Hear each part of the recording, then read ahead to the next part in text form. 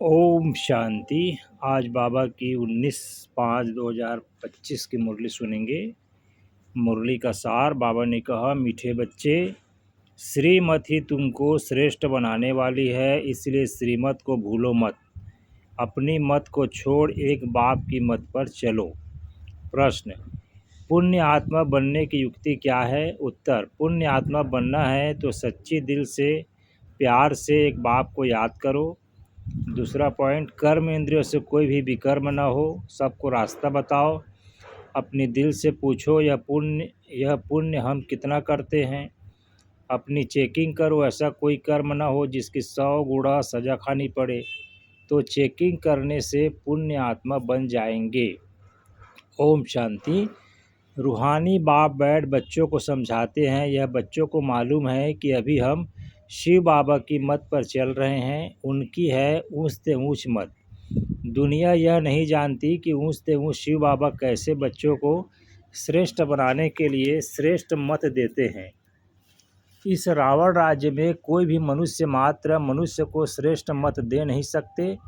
तुम अभी ईश्वरी मत वाले बनते हो। इस समय तुम बच्चों को पति से पावन बनने के लिए ईश्वरी मत मिल रही है। अभी तुमको पता पड़ा है, हम तो विश्व के मालिक थे। यह ब्रह्मा जो मालिक था उनको भी पता नहीं था। विश्व के मालिक फिर एकदम पतित बन जाते हैं। यह खेल बहुत अच्छी रीति बुद्धि से समझने का है। राइट रॉन्ग क्या है, इसमें है बुद्धि की लड़ाई। सारी दुनिया है रॉन्ग, एक बाप ही है राइट, सच बोलने वाला। वह तुमको सचखंड का मालिक बनाते हैं, तो उनकी मत लेनी चाहिए। अपनी मत पर चलने से धोखा खाएंगे, परंतु वह है गुप्त, है भी निराकार। बहुत बच्चे गफलत करते हैं, समझते हैं यह तो दादा की मत है। माया श्रेष्ठ मत लेने नहीं देती, श्रीमत पर चलना चाहिए ना।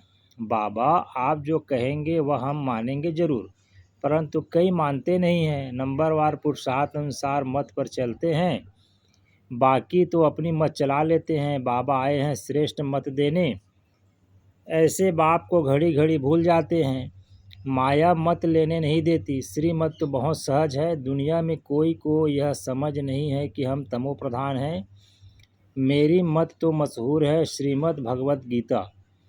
भगवान अभी कहते हैं, मैं 5000 वर्ष बाद आता हूँ, आकर भारत को श्रीमद् श्रेष्ठ ते श्रेष्ठ बनाता हूँ। बाप तो सावधान करते हैं, बच्चे श्रीमत पर नहीं चलते।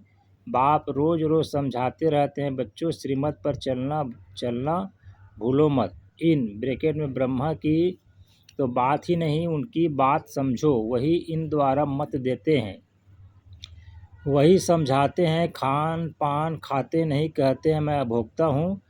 तुम बच्चों को श्रीमत देता हूँ, नंबर 1 मत देते हैं, मुझे याद करो, कोई भी विकर्म नहीं करो। अपने दिल से पूछो कितना पाप किया, यह तो जानते हो सबका पापों का घड़ा भरा हुआ है।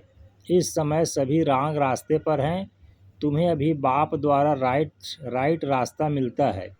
तुम्हारी बुद्धि में सारा ज्ञान है।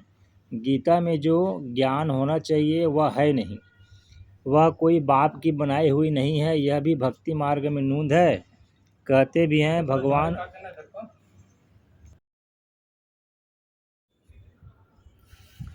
भगवान आकर भक्ति का फल देते हैं। बच्चों को समझाया है, ज्ञान से सदगति भी सबकी होती है, दुर्गति भी सबकी होती है। यह तो दुनिया है ही तमो प्रधान, सतो प्रधान कोई है नहीं। पुनः जन्म लेते लेते अब पिछाड़ी में आकर हुए हैं, अब मौत सबके सिर पर खड़ा है। भारत की ही बात है, गीता भी है, देवी देवता धर्म का शास्त्र। तो तुम्हें दूसरे कोई धर्म में जाने से क्या फ़ायदा। हर एक अपनी अपनी कुरान बाइबिल आदि ही पढ़ते हैं, अपने धर्म को जानते हैं। एक भारतवासी ही अन्य सब धर्मों में चले जाते हैं, और सब अपने अपने धर्मों में पक्के हैं। हर एक धर्म वाले की शक्ल आदि अलग है। बाप स्मृति दिलाते हैं, बच्चे तुम अपने देवी देवता धर्म को भूल गए हो। तुम स्वर्ग के देवता थे, हम सो का अर्थ भारतवासियों को बाप ने सुनाया है। बाकी हम आत्मा सो परमात्मा नहीं है। यह बातें तो भक्ति मार्ग के गुरु लोगों ने बनाई है। गुरु भी करोड़ों होंगे। स्त्री को पति के लिए कहते हैं, यह तुम्हारा गुरु ईश्वर है। जबकि पति ही ईश्वर है, फिर हे भगवान हे राम क्यों कहते हो? मनुष्यों की बुद्धि बिल्कुल ही पत्थर बन गई है। यह खुद भी कहते हैं हम ही ऐसे थे। कहाँ वैकुंठ का मालिक श्री कृष्ण, कहाँ फिर उनको गांव का छोरा कह दिया है। श्याम सुंदर कहते हैं, अर्थ थोड़ी समझते हैं। अभी बाप ने तुमको समझाया है, जो नंबर 1 सुंदर वही नंबर 1 लास्ट तमो प्रधान श्याम बना है। तुम समझते हो हम सुंदर थे फिर श्याम बने हैं, 84 का चक्र लगाया। अभी श्याम से सुंदर बनने के लिए बाप एक ही दवाई देते हैं कि मुझे याद करो। तुम्हारी आत्मा पति से पावन बन जाएगी, तुम्हारे जन्म जन्मांतर के पाप नाश हो जाएंगे। तुम जानते हो जब से रावण आया है तुम गिरते गिरते पाप आत्मा बने हो। यह है ही पाप आत्माओं की दुनिया, एक भी सुंदर नहीं, बाप बिगड़ सुंदर कोई बना न सके। तुम आए हो स्वर्गवासी सुंदर बनने, अभी नरकवासी श्याम है क्योंकि काम चिता पर चढ़ काले बने हैं। बाप कहते हैं काम महाशत्रु है, इन पर जो जीत पाएंगे वही जगत जीत बनेंगे। नंबर 1 है काम, उनको ही पतित पावन, नंबर 1 है काम, उनको ही पतित कहा जाता है। क्रोधी को पतित नहीं कहेंगे। बुलाते भी हैं कि आकर पति से पावन बनाओ, तो अब बाप आए हैं कहते हैं यह अंतिम जन्म पावन बनो। जैसे रात के बाद दिन, दिन के बाद रात होती है, वैसे संगम युग के बाद फिर सतयुग आना है। चक्र फिरना है, बाकी और कोई आकाश में अथवा पाताल में दुनिया है नहीं। सृष्टि तो यही है, सतयुग त्रेता यहाँ ही है, झाड़ भी एक ही है और कोई हो नहीं सकता। यह सब गपोड़े हैं जो कहते हैं अनेक दुनियाएं हैं। बाप कहते हैं यह सब है भक्ति मार्ग की बातें। अब बाप सत्य बात सुनाते हैं, अब अपने अंदर देखो हम कहाँ तक श्रीमत पर चल सतो प्रधान अर्थात पुण्य आत्मा बन रहे हैं। सतो प्रधान को पुण्य आत्मा, तमो प्रधान को पाप आत्मा कहा जाता है। विकार में जाना पाप है। बाप कहते हैं पवित्र बनो, मेरे बने हो तो मेरी श्रीमत पर चलना है। मुख्य बात है कोई पाप नहीं करो। नंबर 1 पाप है विकार में जाना। फिर और भी पाप बहुत होते हैं, चोरी चकारी ठगी आदि बहुत करते हैं। फिर बहुतों को गवर्नमेंट पकड़ती भी है। अब बाप बच्चों को कहते हैं तुम अपने दिल से पूछो हम कोई पाप तो नहीं करते। ऐसे मत समझो हमने चोरी की व रिश्वत खाई तो यह बाबा तो जानी जान अनहार है, सब जानते हैं। नहीं, जानी जान अनहार का अर्थ कोई यह नहीं है। अच्छा कोई ने चोरी की, बाप जानेंगे फिर क्या? जो चोरी की उसका दंड 100 गुना हो जाएगा। बहुत बहुत सजा खाएंगे, पद भी भ्रष्ट हो जाएगा। बाप समझाते हैं ऐसे अगर काम करेंगे तो दंड भोगना पड़ेगा। कोई ईश्वर का बच्चा बनकर फिर चोरी करता, शिव बाबा जिससे इतना वर्षा मिलता उनके भंडारे से चोरी करता, यह तो बहुत बड़ा पाप है। कोई में चोरी की आदत होती है, उनको जेल बर्ड कहा जाता है। यह है ईश्वर का घर, सब कुछ ईश्वर का है ना। ईश्वर के घर में आते हैं बाप से वर्षा लेने, परंतु कोई की आदत हो जाती है, उसकी सज़ा 100 गुना बन जाती है। सजाएं भी बहुत मिलेगी और फिर जन्म बाई जन्म डट्टी धर्म में जाए जन्म लेंगे तो अपना ही नुकसान किया ना। ऐसे बहुत हैं जो याद में बिल्कुल नहीं रहते, सुनते कुछ नहीं, बुद्धि में चोरी आदि के ही ख्यालात चलते रहते हैं। ऐसे बहुत सत्संग में जाते हैं, चप्पल चोरी कर लेते हैं। उनका धंधा ही यह रहता है जहाँ सत्संग होता वहाँ जाकर चप्पल चोरी कर आएंगे। दुनिया बिल्कुल ही डटी है, यह है ईश्वर का घर। चोरी की आदत तो बहुत खराब है। कहा जाता है कख का चोर सो लख का चोर। अपने अंदर से पूछना चाहिए हम कितना पुण्य आत्मा बने हैं, कितना बाप को याद करते हैं, कितना हम स्वदर्शन चक्रधारी बनते हैं, कितना समय ईश्वरी सर्विस में रहते हैं, कितने पाप कटते जा रहे हैं। अपना पोता मेल रोज़ देखो कितना पुण्य कितना योग में रहा। किसने कितने को रास्ता बताया, धंधा आदि तो भल करो, तुम कर्म योगी हो, कर्म तो भल करो। बाबा यह बैजेज बनाते रहते हैं, अच्छे अच्छे लोगों को इस पर समझाओ। इस महाभारत लड़ाई द्वारा इस स्वर्ग के गेट खुल रहे हैं। श्री कृष्ण के चित्र में नीचे लिखत बड़ी फर्स्ट क्लास है, परंतु बच्चे अभी इसका विशाल बुद्धि नहीं हुए हैं। थोड़ा ही धन मिलता है तो नाचने लग पड़ते हैं। कोई को जास्ती धन होता है तो समझते हमारे जैसा कोई नहीं होगा। जिन बच्चों को बाप की परवाह नहीं, उन्हें बाप जो इतना अविनाशी ज्ञान रत्नों का खजाना देते हैं, उनकी भी कदर नहीं रहती। बाबा एक बात कहेगा, दूसरी बात कर लेते हैं।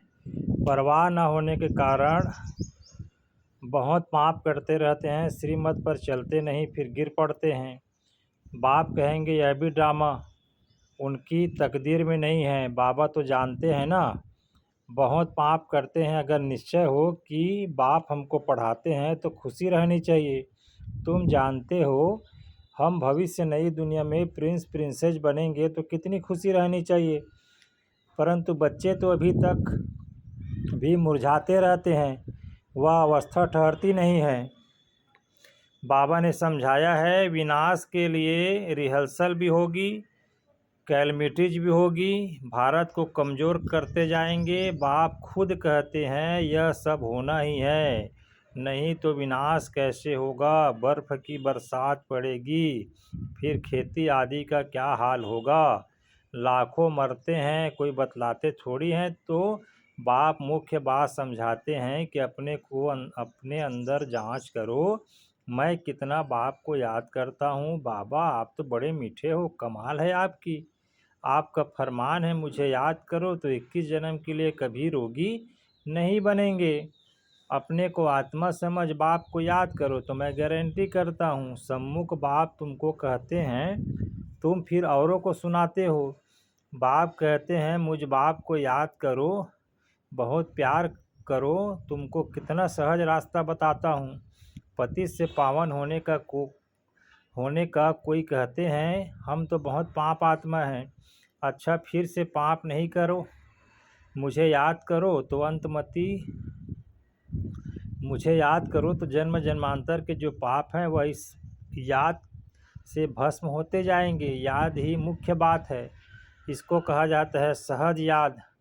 योग अक्षर भी निकाल दो। सन्यासियों के हठ योग तो किस्म किस्म के हैं, अनेक प्रकार के सिखलाते हैं। इस बाबा ने गुरु तो बहुत किए हैं ना, अभी बेहद का बाप कहते हैं इन सब को छोड़ो, इन सब का भी मुझे उद्धार करना है और कोई की ताकत नहीं जो ऐसे कह सके।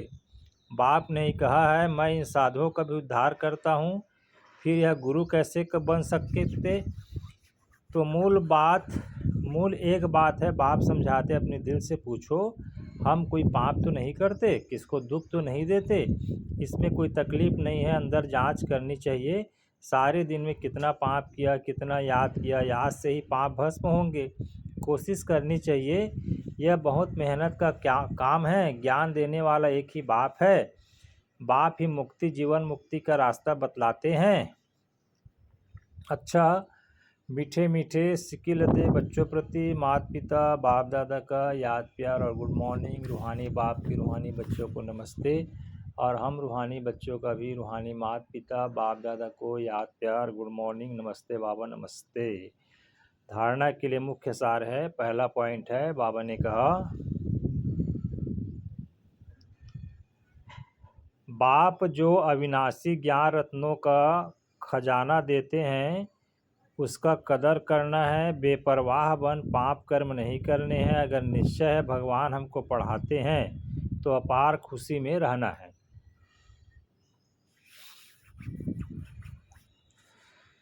ईश्वर के घर में कभी चोरी आदि करने का ख्याल ना आए, यह आदत बहुत गंदी है। कहा जाता है कख का चोर सो लख का चोर।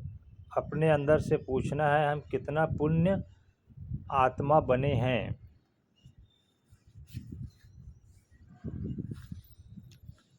फिर बाबा ने वरदान दिया, निर्बल दिल शिकस्त असमर्थ आत्मा को एक्स्ट्रा बल देने वाले रूहानी रहमदिल भव।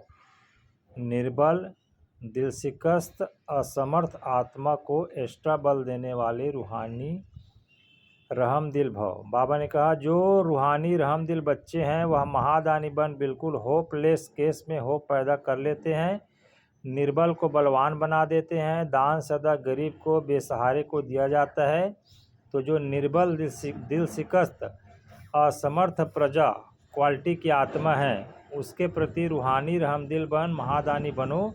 आपस में एक दूसरे के प्रति महादानी नहीं, वह तो सहयोगी साथी हो, भाई भाई हो, हम शरीक पुरुषार्थी हो। सहयोग दो, दान नहीं।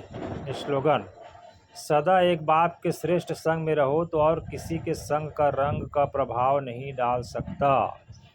अव्यक्त इशारे: रूहानी रॉयल्टी की प्योरिटी की पर्सनालिटी धारण करो। प्योरिटी के साथ साथ चेहरे और चलन में रूहानियत की पर्सनालिटी को धारण कर इस ऊंची पर्सनालिटी के रूहानी नशे में रहो।